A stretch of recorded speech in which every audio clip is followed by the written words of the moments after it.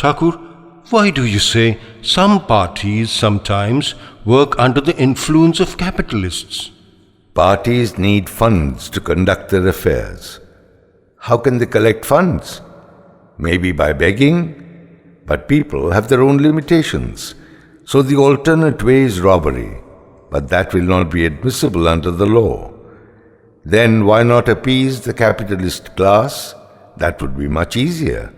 In case any particular party declines to surrender to such easy resources and uphold their own cherished ideals, then internal feuds will arise. In some cases, the party may resolve after deliberations that procuring funds from the wealthy class will be justified if the funds are utilized for social welfare programs. In such cases also, other parties will blackmail them as agents of the capitalist camp. Complications are thus created in political relations that ultimately affects people's interest very dearly.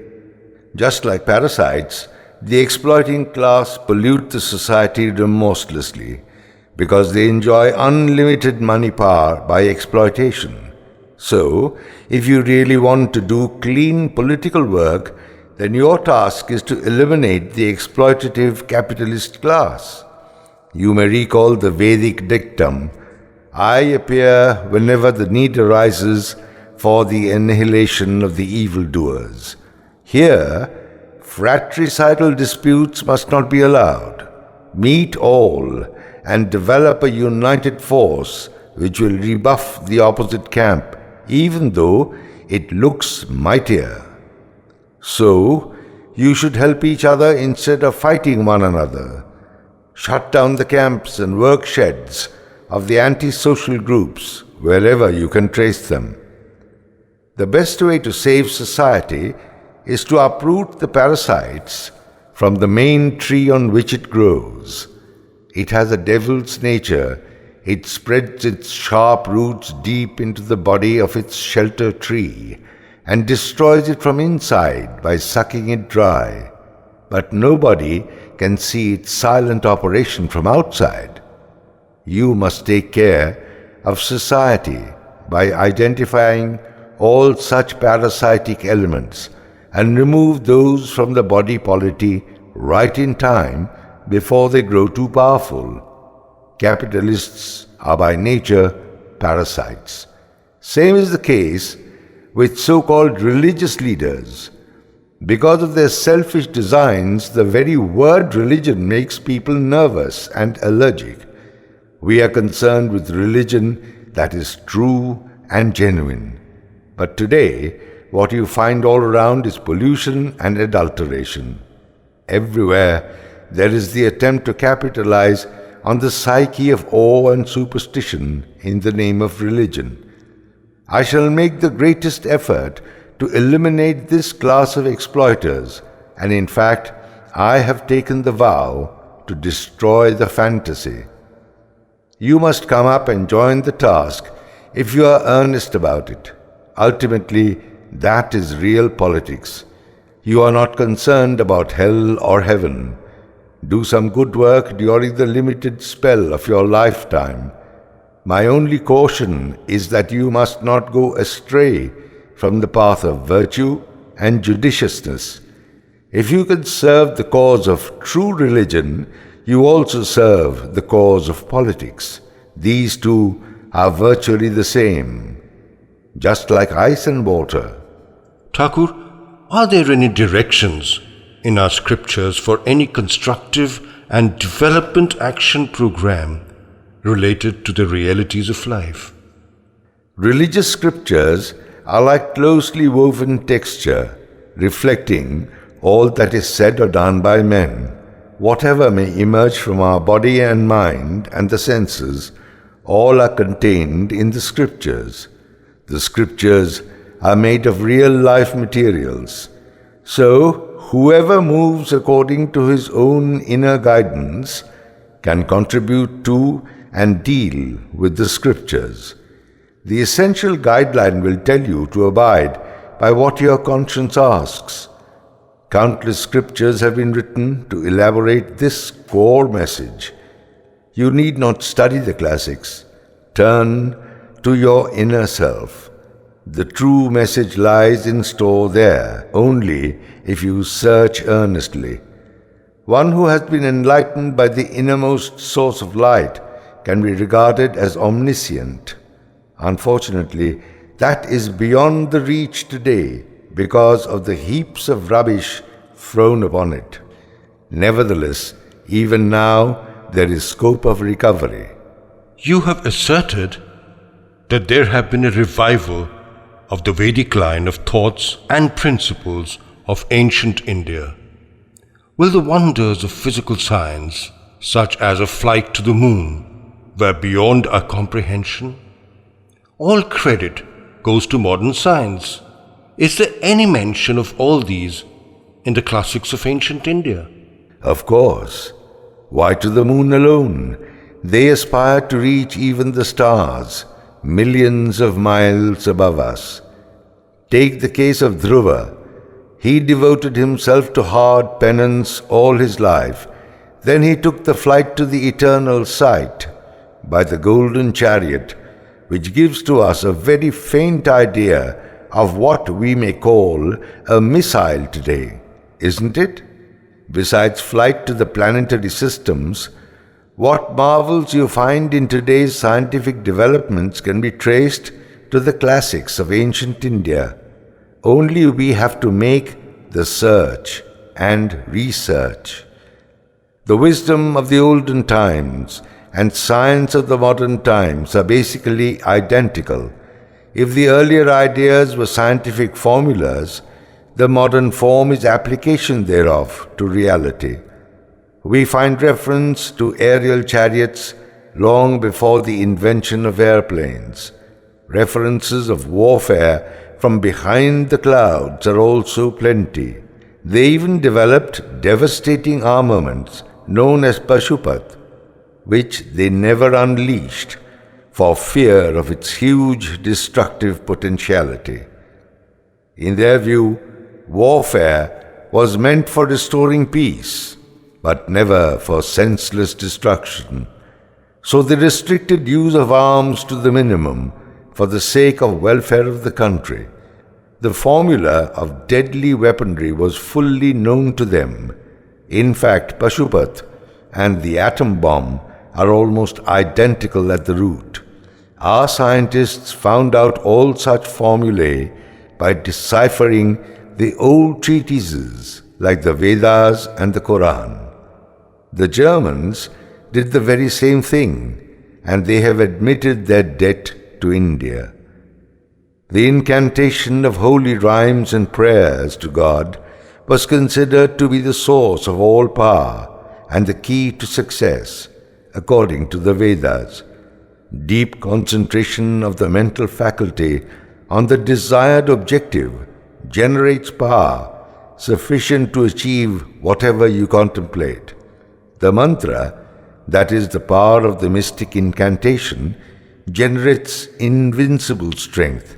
That's why the Vedas attached great importance to the mantras. Mantras are the key to all success. Ironically, it is now used in a distorted sense. Crores and crores are now being spent to land on the moon. It has been possible by dint of absolute mental strength generated by concentration. In the ancient times, our sages and saints were able to develop such absolute inner power by sheer concentration. That's how they could dare contemplating visits to planets and stars, and even to the sun, quite comfortably. Their thoughts, ideas, and formulae are today interpreted and implemented by our scientists. We cannot say that they excelled in their thoughts and ideas only. A formula can be prescribed only after proper test and experimentation. They produced some rare things in the course of investigations that had no parallel in the whole world, be it in science, literature, the arts, or medical science. In all these streams, the contribution of the ancients of India is beyond any comparison, and this is admitted by all, in our country and even outside. Very few countries can claim so much credit for creative things like arts and crafts, industries, architecture, etc., as in India. This has been admitted by all historians.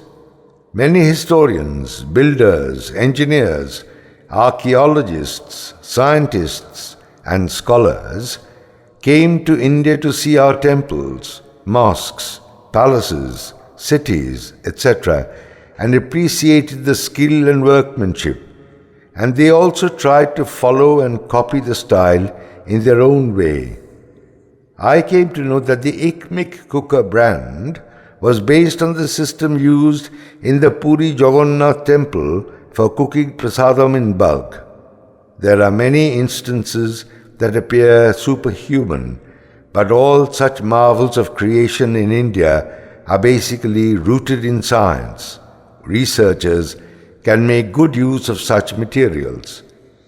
As regards medical science too, we observe that progress achieved in India during the ancient times was beyond the reach of any other country at that time. Forests, herbal trees, and medicinal plants were accorded deity-like regard and importance by the Vedas. Those were even worshipped. Medicine prepared out of such herbal vegetation used to be applied for treatment to cure complex diseases. There are instances in our old classics of miraculous recovery from acute physical distress by such natural biosciences. Take the case of Luna, triggered up unmanned by Russia, which shows that machines can be controlled and used for service at far-off destinations and made to return to the base on completion of the scheduled tasks. You perhaps consider all these as great inventions of modern times, but we find similar instances in the scriptures composed by Indian scholars of olden times. They used to be guidelines and instructions for manufacturing weapons and ornaments such as Ogniban, Banban, Shaktishail, etc., to name only a few. Lethal weapons thus prepared were used in emergency.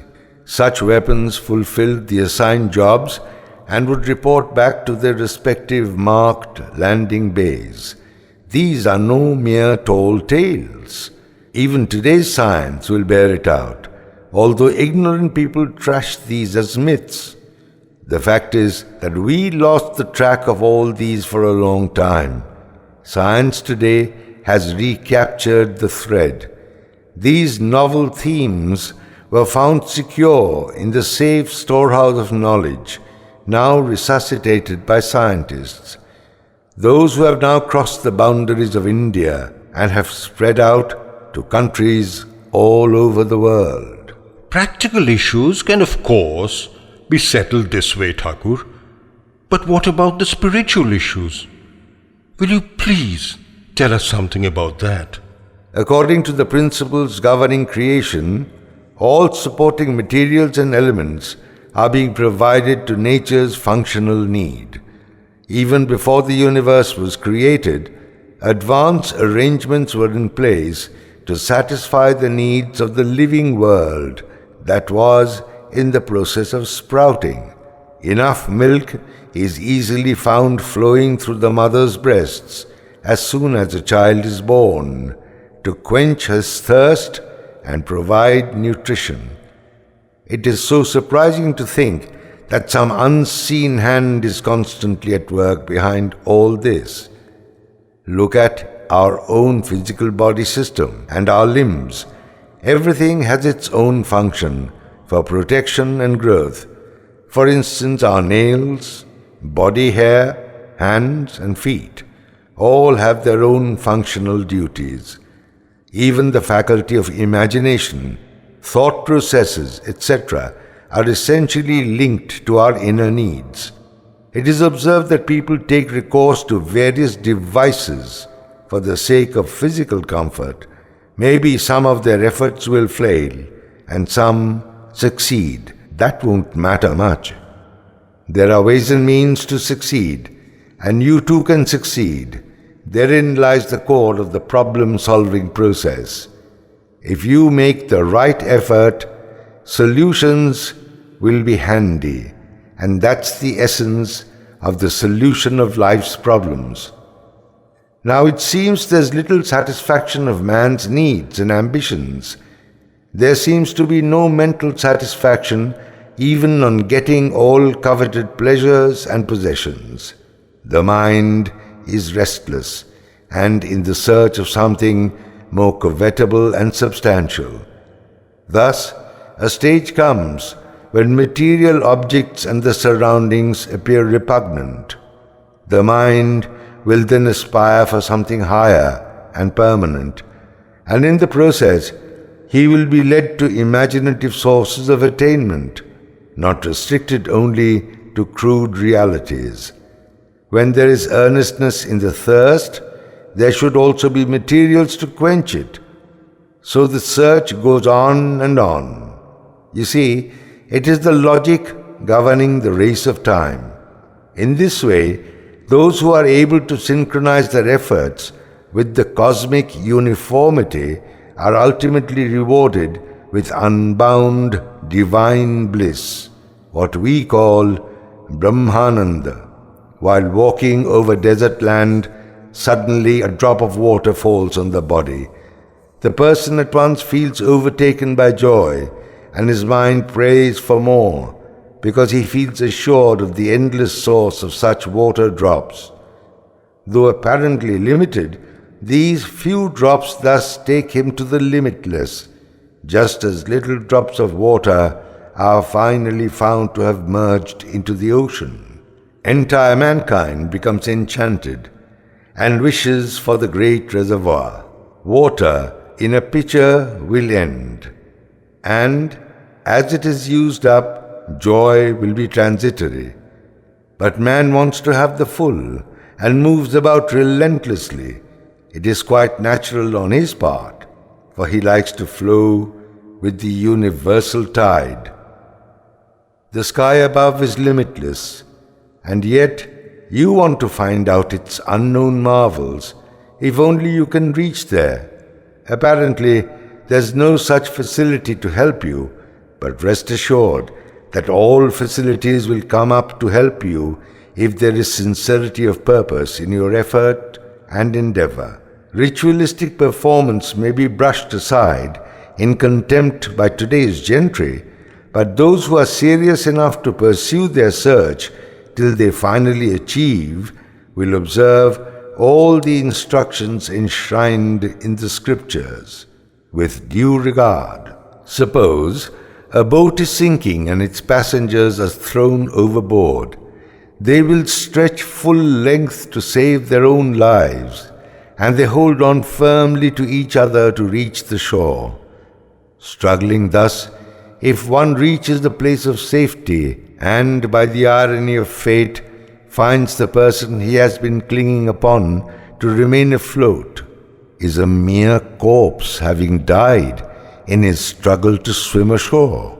Thus you see, help will come to your rescue if your need and urge are genuine, and that may appear in any shape or form, rotten or good, holy or not, need not bother you.